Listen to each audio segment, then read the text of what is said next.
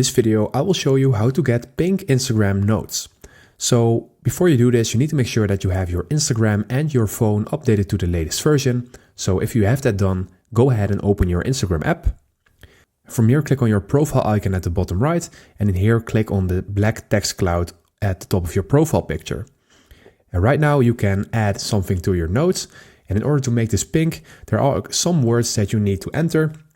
And the first one I'm going to do is ILY. This one will make it pink. This one, ILISM, will make it pink. And V-Day will make it pink. And this one will make it pink too. So I'm going to show you what that looks like. Let's say you add this to your note. Then you see these floating hearts in your screen. And now when you refresh it, you will see that it is pink. So that is how you get pink Instagram notes. Thank you guys for watching. Subscribe.